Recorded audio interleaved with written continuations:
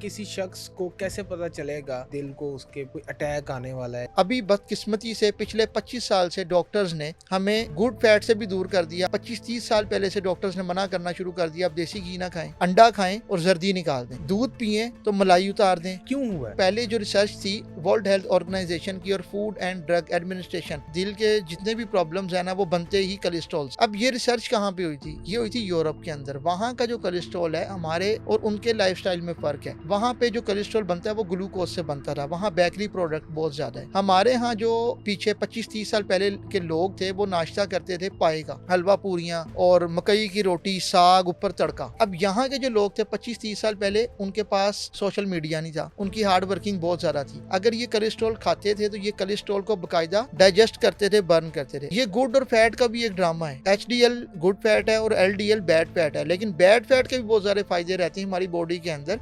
ये 300 प्लस में जाके नुकसान करता है। लेकिन आज आप कार्डियोलॉजी में जाके देखें, हार्ट अटैक के जितने भी पेशेंट आते हैं ना, उनको तो कोलेस्ट्रॉल भी नहीं होता, तो फिर भी हार्ट अटैक हो रहा है। क्यों हो रहा है? उसकी वजह पिछले 25 साल से आपने आधी पाकिस्तान की आबादी को कुकिंग ऑयल पे शिफ्ट किया हुआ है। बहुत सारे लोगों से पूछें कि आपका खाना घी में बनता है या कुकिंग ऑयल में बनता है, 80% लोग कहेंगे कि हमारा खाना कुकिंग ऑयल में बन रहा है। सुप्रीम कोर्ट ने सारे टेस्ट करवाए थे जब ये कुकिंग ऑयल जितने भी पाकिस्तान के हैं उनमें 45% TFA आया था और पूरी दुनिया में 0% है। अब वही डॉक्टर्स ये कह रहे हैं कि ये बहुत बड़ी गलती हो गई हमारे से और ये गुड फैट जरूरी थी। जब से लोगों ने ये छोड़ दिया, दूध पे से मलाई उतारनी शुरू कर दी, अंडों से जर्दियां निकालनी शुरू कर दी, गोश्त बगैर चर्बी के खाना शुरू कर दिया, इम्यूनिटी खत्म हो गई। जिन लोगों की इम्यून सिस्टम वीक है इस टाइम, आप उन लोगों को देख लें, वो मुख्तलिफ डिजीज से जल्दी मरेंगे, हार्ट अटैक से मरे ना मरे। आपने उस्मानी साहब बड़ी अच्छी तरफ मेरा रुख मोड़ा था, ये कह के कि वार्निंग साइन शो होना शुरू हो जाते हैं जिस्म के अंदर, बॉडी आपको वार्निंग साइन देना शुरू कर हाँ देती जी। है।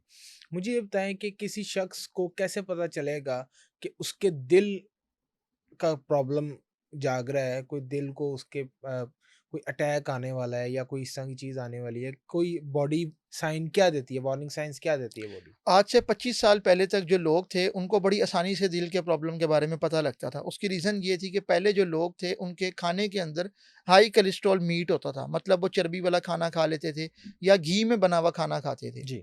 उसकी वजह से ये होता था कि क्लोट्स आते थे हमारे दिल की शरेयानों के अंदर, ब्लड सर्कुलेशन में प्रॉब्लम आता था, अंजाइना पेन होती थी, सांस फूलता था, हाथ पाँव सुन्न होते थे, ब्लड प्रेशर का प्रॉब्लम आता था।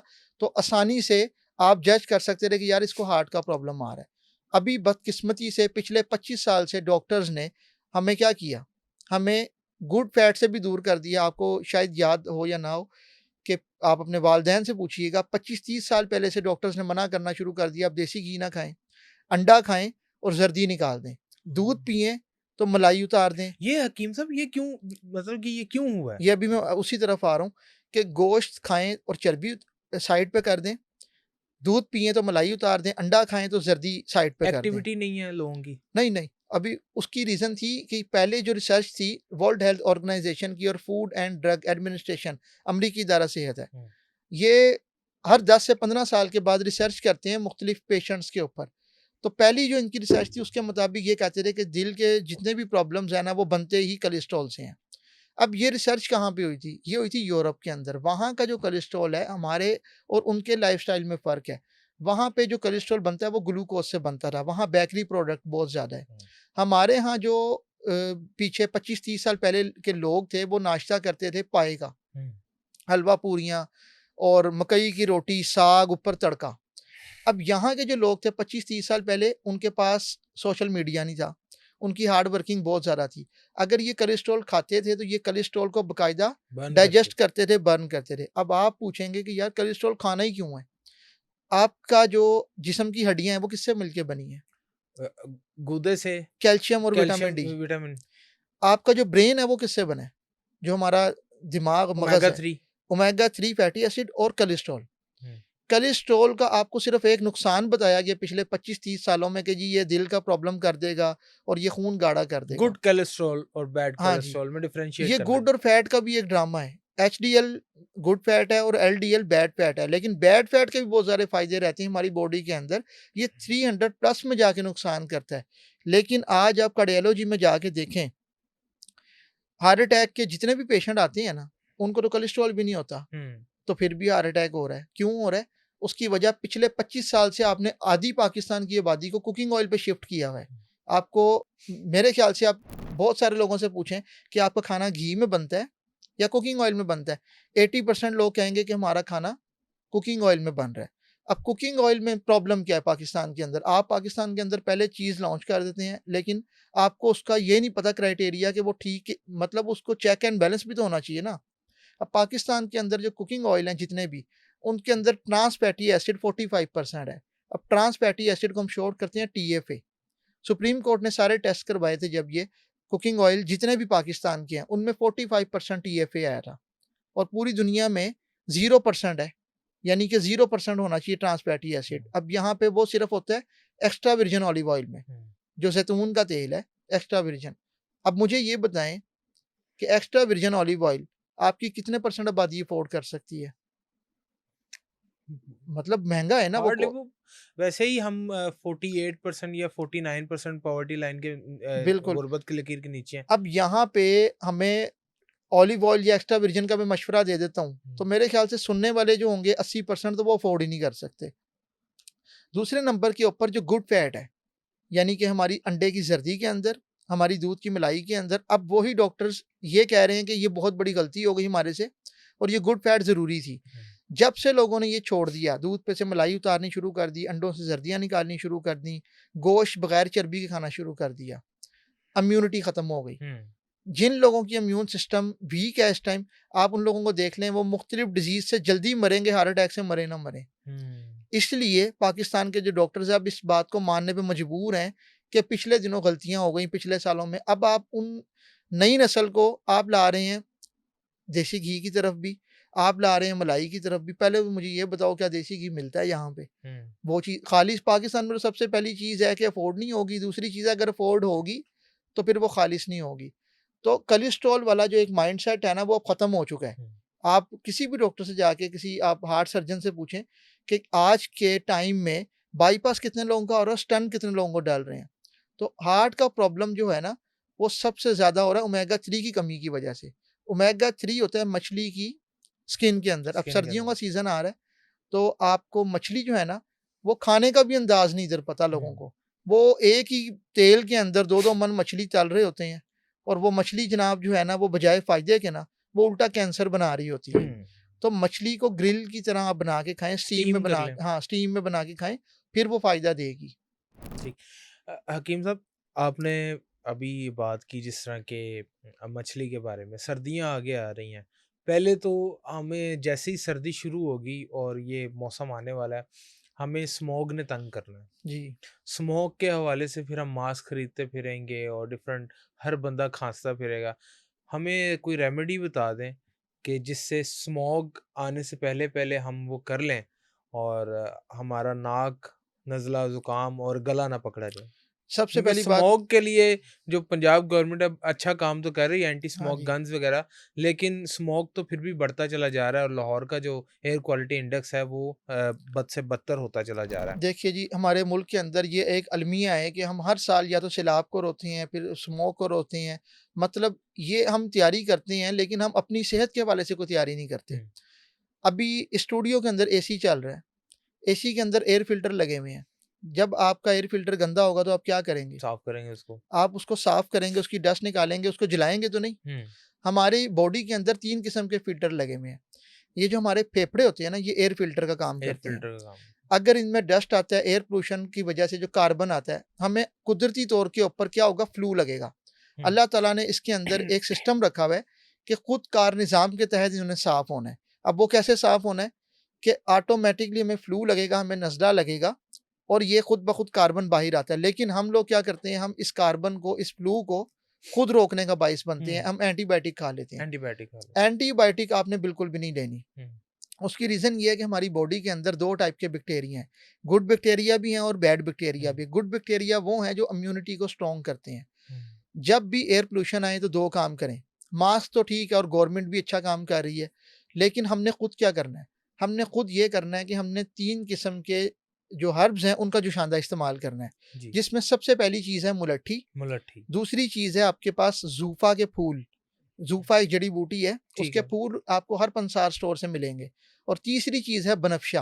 हुँ, अगर आपने इसका और फ़ायदा लेना है तो आप इसके अंदर उस्ते खुद्दूस को भी ऐड करें, हुँ। जिसको इंग्लिश में लिवेंडर बोलते हैं। ये जो मुकव्वियात हैं, ये कैसे मिलेंगी? ये कहाँ ये से ये मुकव्वियात मिलेंगी? नहीं, ये हर्ब्स हैं। हर्ब्स हैं? हाँ जी, हाँ जी। ये हर पंसार स्टोर से मिल हाँ। जाएँगी आपको ईज़ी। उस्ते खुद्दूस को इंग्लिश में बोलते हैं लिवेंडर, इसकी परफ्यूम्स भी बनती हुँ, हैं, हुँ, सौफ़ हुँ। भी बनती है, बड़ी अच्छी चीज़ है। और तुर्की के अंदर और दुबई के अंदर, दुबई में ख़ास तौर पे जब रेत का तूफ़ान आता है, तो वहाँ पे जो अरब कल्चर है वो इसका कहवा बना के लाज़मी पीते हैं। ठीक है। लेकिन हमारे मुल्क में सबसे बड़ा प्रॉब्लम है कि हमारे पास जो ये चीज़ें मौजूद हैं, हमें कदर नहीं है। तो उससे कुद्दूस, ज़ूफ़ा, बनफ़शा और मुलट्ठी सब चीज़ों को लें 10-10 ग्राम। इन चीज़ों को आप घर में भी ग्राइंड कर सकते हैं और आप इनको साबुत फ़ॉर्म में भी ले सकते हैं। अब इसको आपने करना ये है कि 1 लीटर पानी के अंदर इसको डाल के आपने इसको बॉयल कर लेना है। हुँ। और एक ख़्याल करना है आपने कि जब आप बॉयल करें तो इसको ढक के बॉयल करें, इसकी स्टीम अंदर ही रहे। अंदर ही रहे। और उसके बाद जब आप इसको खोलेंगे, इसकी जो स्टीम है वो 5 मिनट के लिए आप इसको सूंघ लेंगे, तो आपके नाक में से जितना भी कार्बन वगैरह भी गया होगा वो भी क्लींजिंग हो जाएगी। सेकंड ये कि आपका ये जो 1 लीटर का जो शांदा बनेगा या कहवा बनेगा, आप ये पूरी फैमिली भी इस्तेमाल कर सकती है, और अगर आपके मेंबर कम है घर में, तो आप इसको फ्रिज में रखें। हुँ। आपको हर बार बनाना नहीं पड़ेगा, आपने फ्रिज से निकालना है, जब पीना है आपने इसको गर्म कर लेना है। गरम कर लेना। और ये आप समझ लो कि ये जो वीडियो रिकॉर्ड हो रही है और आप ये जो कहवा इस्तेमाल कर लेंगे, ये तोहफ़ा एक किस्म का पाकिस्तानी कौम के लिए। हुँ। ये जो रोते हैं कि जी हमें स्मोक की वजह से फेफड़ों के अंदर इन्फेक्शन हो गया, हमें फ़ीवर हो गया, हमारी आँखें ख़राब हो गई। तो आँखों के लिए अर्के गुलाब जो है वो लाज़मी इस्तेमाल करें, उसका शावर। हुँ। और आप खुला गुलाब कहीं से भी ना लें, किसी अच्छी कंपनी का ले लें आप, हमदर्द का, करशी का, मतलब उस्मानी का। इसी तरह ये जो मैंने आपको ग्रीन टी या कहवा बताया है, ये आप स्मोक में बीमार होने का वेट ना करें। आप पहले से ही इसको इस्तेमाल करना हुँ। शुरू कर दें, तो इंशाअल्लाह ताला आपका जो एयर पोल्यूशन वाला प्रॉब्लम है वो होगा ही नहीं इंशाअल्लाह। हकीम साहब, अब मैं ज़रा स्कूल गोइंग बच्चों के लिए सवाल करना चाहता हूँ। छोटे बच्चे स्कूल जाते हैं। एक तो जो हमारे स्कूल्स का निज़ाम है, वो पीछे इतना बड़ा बस्ता दे देते हैं, उसकी बच्चे की कमर भी झुकी होती है। ये तो ख़ैर एक अलहदा टॉपिक है। हुँ, लेकिन जो बच्चा है क्लास 1 से लेके क्लास आप लगा लें 7-8 तक, वो असाबी कमज़ोरी का बड़ा ज़्यादा शिकार है। उस बच्चे के लिए कोई दिमागी नुस्ख़ा, कोई ऐसा नुस्ख़ा जो वो घर में माँ-बाप उसको बना के खिला दें या कहीं से परचेज़ करके उसे खिलाएँ। तो उसके जो पढ़ाई में भी वो तेज़ हो और असाबी कमज़ोरी भी बच्चों में दूर हो। ये जो चश्मा लग जाता है, हुँ। बड़ी छोटी एज में बच्चों को चश्मा लग जाता है। मुझे भी मैट्रिक से पहले ही चश्मा लग गया था। ये क्या है वजह इसकी? फ़ारूक भाई, इसके अंदर 2-3 चीज़ें हैं, अगर हम उसको शामिल कर लेते हैं एक ही जगह पे तो आपको समझ आ जाएगी सारी चीज़। कि आपने जैसे बताया कि बच्चों के ऊपर बर्डन बहुत ज़्यादा है, मतलब बैग उनका इतना होता है, बेचारे वो अपना वज़न नहीं बर्दाश्त कर रहे होते जितना बैग होता है। उसकी रीज़न ये है कि हम बच्चों को जो एजुकेशन दे रहे हैं वो इस माइंडसेट से दे रहे हैं हुँ। कि बच्चा जब बड़ा होगा ना, तो उसको अच्छी जॉब मिलेगी। यानी कि हमारा पहले से ही एक ज़हन बना हुआ है कि इसको नौकर बनाना है हमने। चाइनीज़ लोग जो हैं, जापानीज़ लोग जो हैं, वो अपने बच्चों को जो एजुकेशन दे रहे हैं या तालीम दे रहे हैं, वो मदर लैंग्वेज में दे रहे हैं। मदर लैंग्वेज में एजुकेशन देने का फ़ायदा ये होता है कि एक तो बच्चा जल्दी पिक करता है किसी भी चीज़ को। दूसरे नंबर के ऊपर उसका क्रिएटिव माइंड होता है। हुँ। उसने खुद से कोई चीज़ इजाद करनी है, कुछ बनाना है। हमारे यहाँ सबसे पहला प्रॉब्लम ये है कि 3 किस्म की एजुकेशन है। सुबह के टाइम बच्चे ने स्कूल जाना है, इंग्लिश मीडियम, वहाँ पे उसने इंग्लिश बोलनी है। घर में उसके उर्दू या पंजाबी चल रही है। शाम के टाइम कारी साहब ने उसको अरबी में लेक्चर हुँ। देने हैं। अब बच्चे को समझ नहीं आ रही होती, उसकी जो बेचारे की जितनी काबिलियत भी है ना, वो पहले 5 साल के अंदर दब जाती है, मुख्तलिफ़ किस्म की लैंग्वेजेज़ के अंदर। दूसरे नंबर के ऊपर अब उसको उस तरह का ब्रेकफ़ास्ट नहीं मिल रहा, उस तरह का नाश्ता नहीं मिल रहा, वो दूध नहीं मिल रहा। अब बच्चा जितना एफ़र्ट कर रहा है, जितना दिमाग से काम ले रहा है, उसके मुताबिक ना उसको नाश्ता मिल रहा है, ना वो ग़िज़ा मिल रही है। और तीसरे नंबर के ऊपर जो सबसे बड़ा प्रॉब्लम आ रहा है, वो ये आ रहा है कि उनको टाइम के ऊपर जो खुराक मिलनी खाना चाहिए नहीं। या फ़िज़िकल एक्टिविटी वो भी नहीं है। अब बंद घर हैं, 3 मरले के, 5 मरले के, 10 मरले के, बच्चे ने सुबह स्कूल से और आना है। सबसे बड़ी बात ये जो आप कर रहे हैं कि स्कूल्स के अंदर भी प्लेग्राउंड्स नहीं है। हाँ जी, सरकारी छोटी-छोटी स्कूलों में बिल्डिंग्स। जी, बिल्कुल, तो बिल्कुल। ये गवर्नमेंट को चाहिए कि सबसे पहले जो है ना, एक तो तालीमी निज़ाम आपका एक होना हुँ। चाहिए। मतलब कि मुख्तलिफ़ किस्म के जो तालीमी निज़ाम है उसकी वजह से जो आपके क्लैश बनता है पब्लिक के अंदर भी ना, आपकी सोच डिफरेंट है, मेरी सोच डिफरेंट है। तो उसकी वजह से बच्चों के अंदर अदम बर्दाश्त आ रहा है।